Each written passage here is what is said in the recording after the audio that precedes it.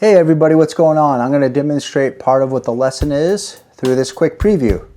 6/8 time. 1, 2, 3, 4, 5, 6, 1, 2.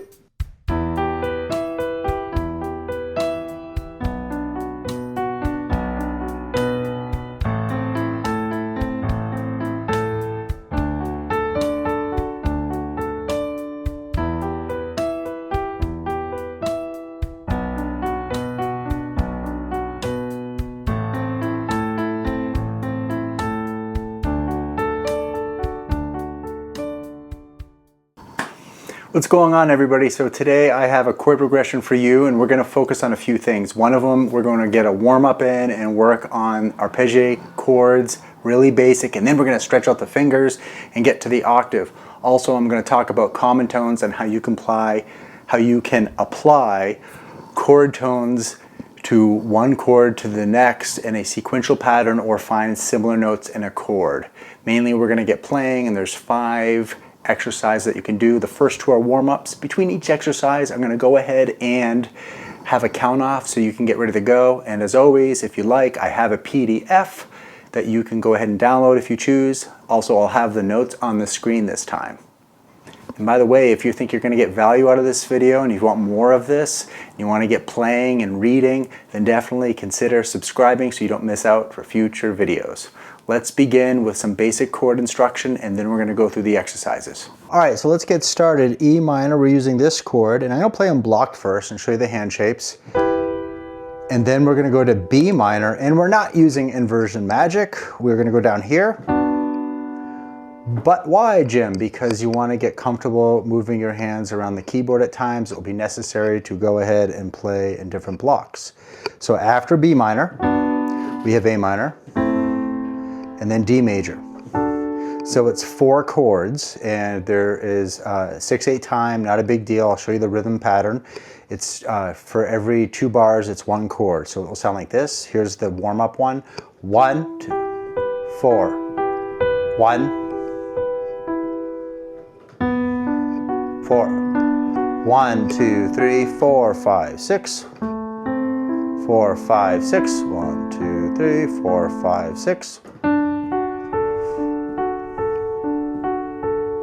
So if you notice on the second part of the phrase, if I'm in E minor, I am moving my hand down to B minor and the pedals down. It goes up and I clean up the sound. So that is good preparation work if you're new to the pedal. And then I'm just playing roots. And I think preview, I believe I play like 1, 2. So you can do other left hand patterns if you wish, but I kept that simple for now. I also added a few other tips in the PDF, by the way. Now, after you get that down, the other part of the exercise, exercise 3 and 4, we are stretching the hands out. And I do have arpeggio videos on that. What we're doing is we're playing the E minor, and we're going to the octave.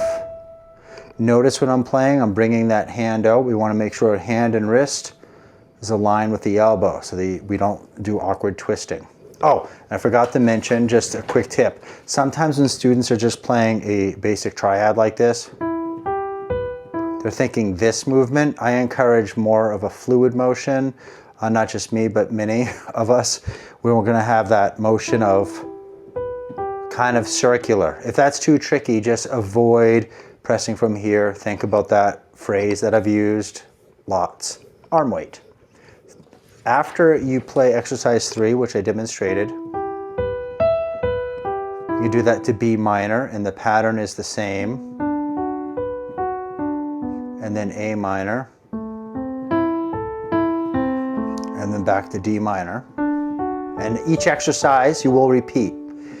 Exercise 4 is similar to 3, but instead of starting with the thumb, we're starting with our pinky with the right hand, and we're doing 5, 3, 2, 1. Okay? I think these are beautiful chords, and there might be a typo. The fingering suggested is 5, 3, 2, 1, 2, 3. Okay? And you'll see all that in the screen, and you can also slow down the YouTube speed if you like. All right, 5 isn't too tricky. However, I just wanted to show common tones from one chord to another. An easy example would be in E minor, we have E, G, B, and then B minor, we have a B. So what I did there is I played it this way, E, G, B, and then from this point, I went to B minor,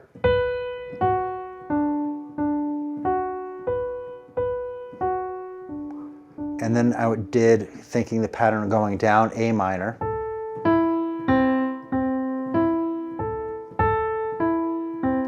And then I keep the A, because also A is in D major.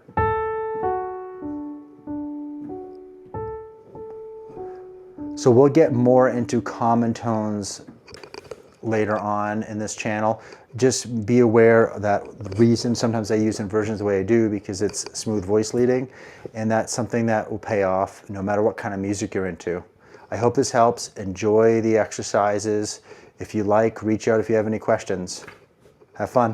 1, 2, 3, 4, 5, 6.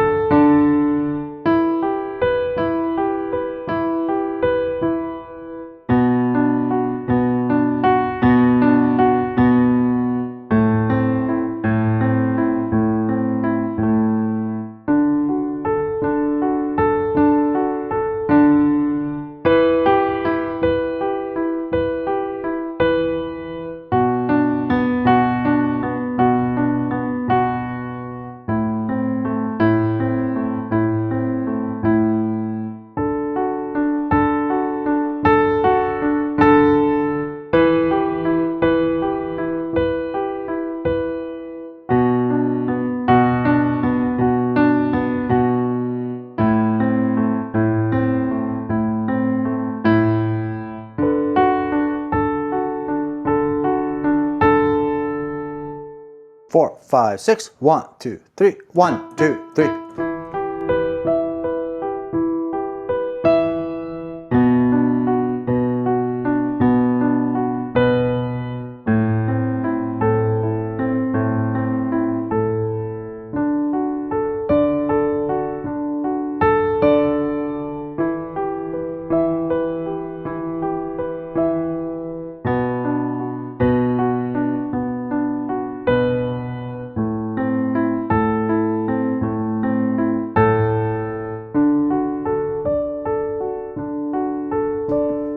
One, two, 3, 4, 5, 6. 1, 2, 3, 4, 5, 6.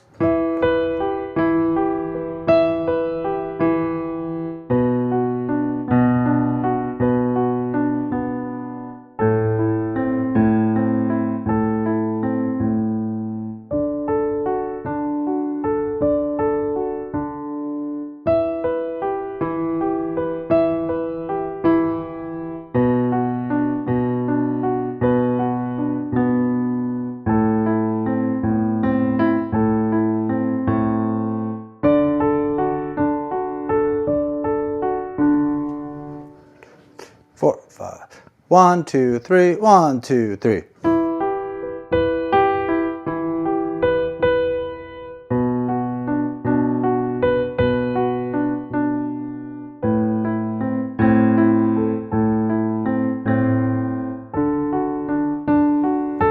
Made a little mistake. We'll keep going.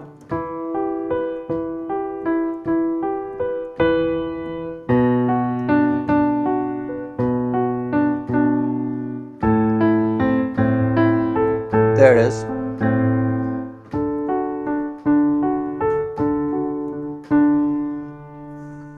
Thank you so much for watching this. If it helped you, if you're learning, let me know in the comments on what ways you practice, but most importantly, you're going to want to get your scales down, so you're going to want to check this scale playlist because I'm going to be adding more. Take care. Bye-bye.